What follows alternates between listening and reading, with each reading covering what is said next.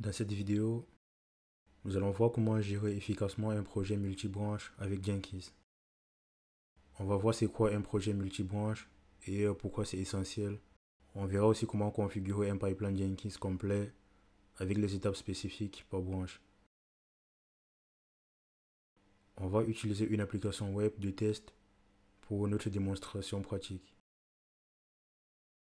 Notre application de test constituée d'un fichier HTML avec une page HTML basique qui affiche juste un titre et un message, et un fichier de style avec un peu de CSS pour la mise en forme. C'est très simple, mais c'est suffisant pour notre démo. Elle va nous permettre de visualiser nos déploiements et de montrer le workflow complet sans complexité inutile. On a édité notre fichier Jenkinsfile. Notre fichier contient une configuration de base avec des agents et des options, des variables d'environnement, des stages et des post-actions avec nettoyage et envoi de notifications. Avec agent any, cela permet à notre pipeline de s'exécuter sur n'importe quel worker disponible. Avec skip, default checkout, on gère nous-mêmes le checkout git. Et avec un timeout, on évite les builds bloqués. Avec build diskeler, on nettoie l'historique. On a notre section environnement qui détermine l'environnement en fonction de la branche. Ensuite, on configure les chemins spécifiques pour chaque déploiement avec paramètres de l'envoi d'email. Nos stages principaux, on a le stage initialisation qui affiche un message de démarrage. Ensuite, créer le dossier de déploiement si besoin. Ensuite, on a le stage configuration Git qui synchronise le code avec la branche courante et nettoie le répertoire de travail. Ensuite, le stage test, il ne s'exécute pas sur la branche develop. Il génère un faux rapport JUnit pour la démo. Et on a le stage validation manuelle qui bloque le pipeline en attendant la validation. Cela sera uniquement utilisé pour staging et prod. Et on a défini le commentaire avant la validation comme optionnel. Ensuite, on a le stage déploiement. Ici, on utilise Robocopy pour une copie efficace. Le /mir, c'est le miroir exact du répertoire. Et pour nos post-actions, on génère toujours un rapport HTML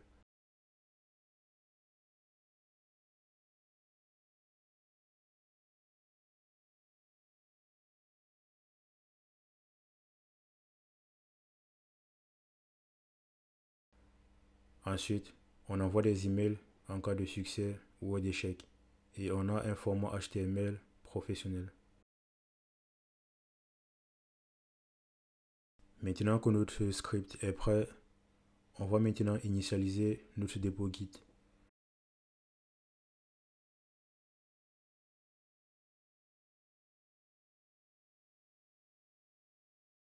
Pour cela, on va le faire avec la commande git init.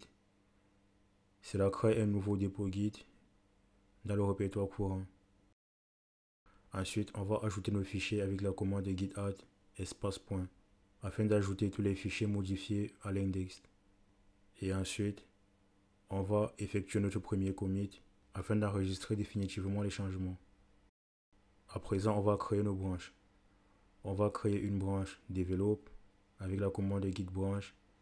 Cette branche est notre branche de développement continu. Ensuite, on va aussi créer la branche staging qui est notre branche de pré-production. La branche master va être notre branche de production. On va basculer sur la branche develop avec la commande git checkout develop. Ensuite, on va travailler sur cette branche. Maintenant, on va effectuer nos configurations dans Jenkins. On va créer un pipeline multibranche. On va faire nouvel item. On va définir un nom. Et cette fois, on va choisir l'option pipeline multibranche.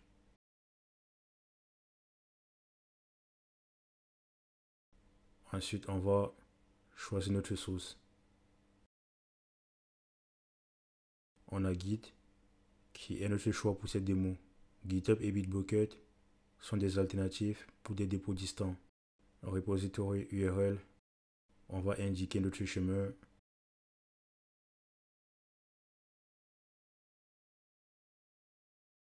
Build configuration, on va laisser by Jenkins file afin d'utiliser le Jenkins file du projet. Et script path, on va laisser Jenkins file. C'est le chemin relatif. Scan trigger, on va définir la période à 1 minute. C'est le scan automatique fréquent. On va sauvegarder nos configurations.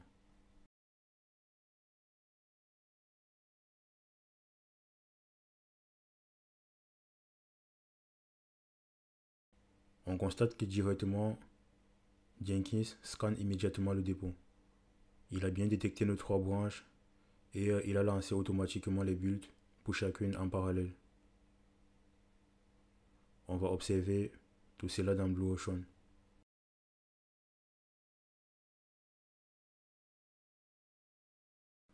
On voit bien nos 3 pipelines distincts mais synchronisés. Et on a des comportements différents pour chacune des branches, comme nous l'avons défini dans notre Jenkins file. Dans Develop, on a bien l'étape de test et de vérification manuelle qui sont ignorées conformément à ce que nous avons défini dans notre Jenkins file.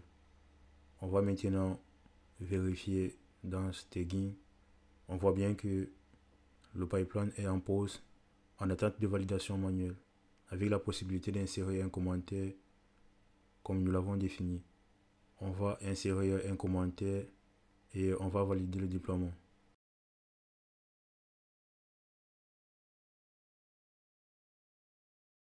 Une fois validé, notre pipeline s'est bien exécuté. Tout fonctionne correctement. On va maintenant vérifier master. Et on voit bien que, comme cela a été défini, master est aussi en attente de validation manuelle, avec aussi notre possibilité d'ajouter un commentaire. Puisque nous l'avons défini comme optionnel, cette fois, on va directement valider sans laisser un commentaire. On voit bien que le pipeline continue et s'exécute correctement. Tout s'est bien passé. Tout a été exécuté comme nous l'avons défini.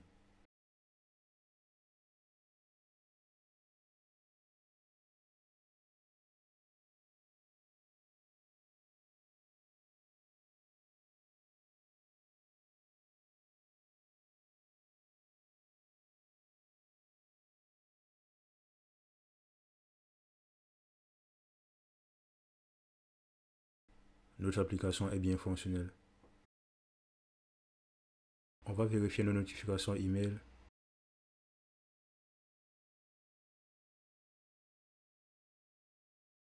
On constate que les notifications ont bien été reçues pour nos 3 branches.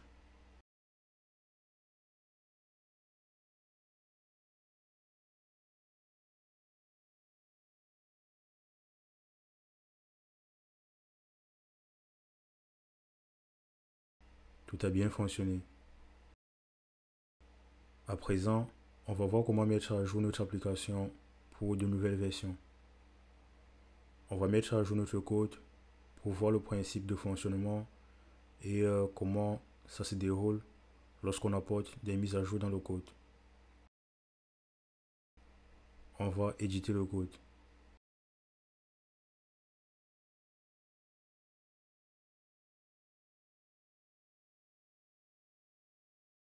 Une fois de nouvelles modifications ajoutées au code, on va exécuter la commande de git add espace point. Cette commande ajoute tous les fichiers modifiés. Cela va mettre à jour tout ce qui a été modifié dans le code, afin de s'assurer qu'aucun changement n'est oublié. Ensuite, on va exécuter la commande git commit afin de valider tous les changements qui ont été rajoutés avec notre commande git add. À présent, on va basculer sur la branche staging afin de mettre à jour le répertoire de travail. Les nouvelles modifications affecteront cette branche également. Dans un contexte réel, il ne faut jamais modifier directement les branches staging et master. On va exécuter la commande git pull espace point espace notre branche develop. Cette commande simule un merge entre branches locales. Elle va récupérer les modifications de develop, les merger dans la branche courante. On pouvait aussi utiliser la commande git merge develop. En équipe, avec un dépôt distant comme GitHub, on aurait plutôt utilisé la commande git pull origin develop afin de récupérer et de merger les changements distants.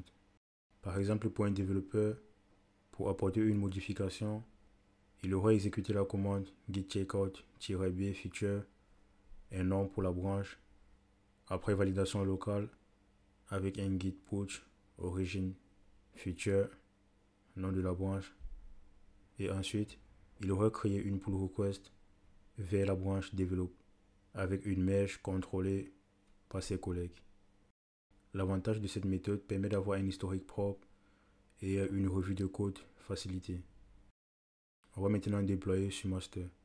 Pour cela, on va basculer sur la branche master avec git checkout master.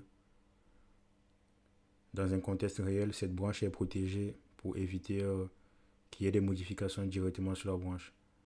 Les déploiements sur cette branche doivent se faire avec des tests rigoureux. On fait cela ainsi uniquement pour cette démo. Ensuite, on va utiliser la commande git pull espace point espace develop afin d'intégrer les modifications de develop dans master. Pour une alternative CI/CD, Jenkins peut gérer ses merges automatiquement après validation.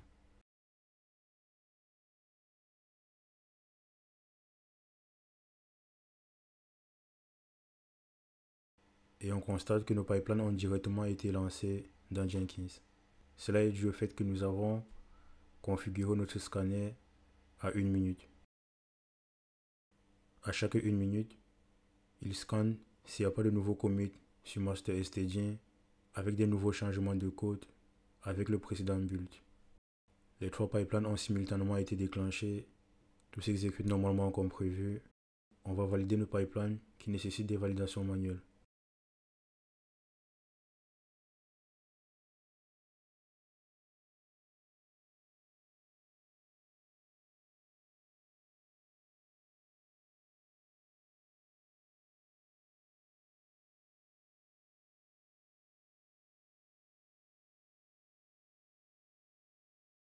Et là, on constate que la modification a bien été apportée.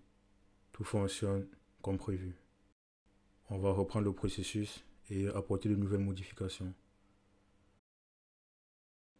C'est ainsi que cela se déroule à chaque fois qu'on aura de nouveaux changements sur nos branches.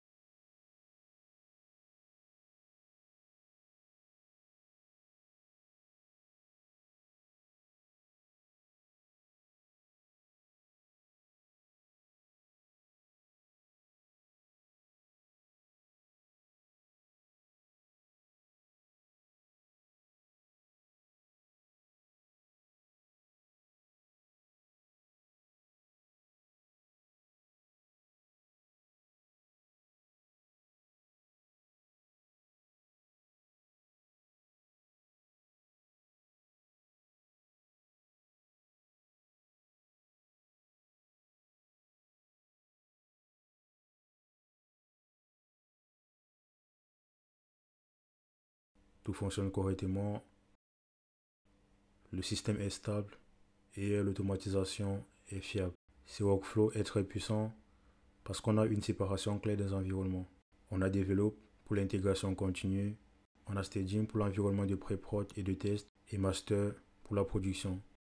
On a une automatisation fiable avec plus d'outils de déploiement et des processus reproductibles, avec un contrôle qualité intégré, avec des tests automatiques et une validation manuelle obligatoire pour les environnements critiques.